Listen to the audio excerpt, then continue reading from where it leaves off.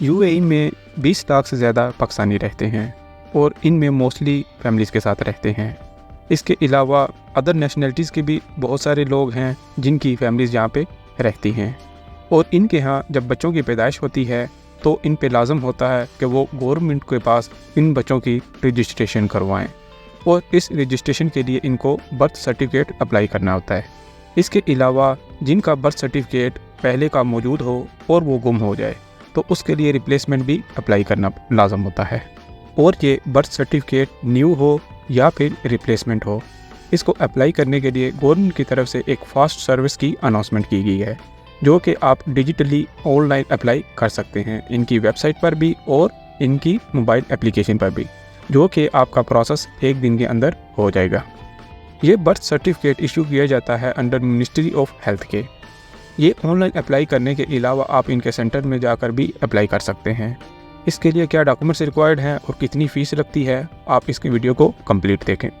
Birth certificate apply करने के लिए फादर या मदर का एक का होना ज़रूरी है, क्योंकि जब आपको ये बर्थ सर्टिफिकेट एप्लीकेशन सबमिट करेंगे तो उस पर पेरेंट्स के साइन होते हैं। इसके अलावा जब आप ओरिजिनल रिसीव करेंगे तो उस वक्त आपको ओरिजिनल पासपोर्ट दिखाना होगा और अगर ये दोनों नहीं है तो आपने जिस पर्सन को ऑथोराइज किया है उसका होना ज़रूरी है। और अगर पेरेंट्स आउट ऑफ कंट्री चले गए हैं तो तब भी वो ऑनलाइन अप्लाई कर सकते हैं।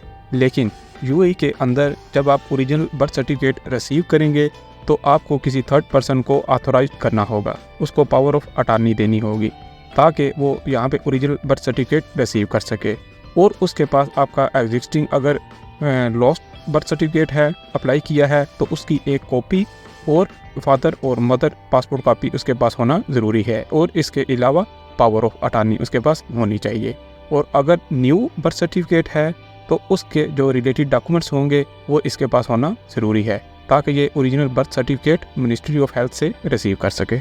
और अगर ये birth certificate UAE national apply करेंगे तो उनको साथ फैमिली बुक की कॉपी भी अटैच करना होगी।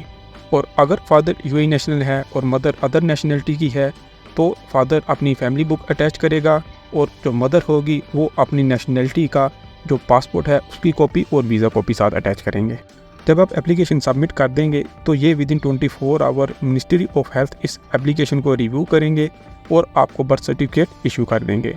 इस बर्थ सर्टिफिकेट का एक कॉपी आपको ईमेल कर दिया जाएगा और ओरिजिनल फादर या मदर या फिर ऑथोराइज पर्सन सेंटर से रिसीव कर सकता है। और इसकी जो फ़ीस होगी वो 65 दिरहम है।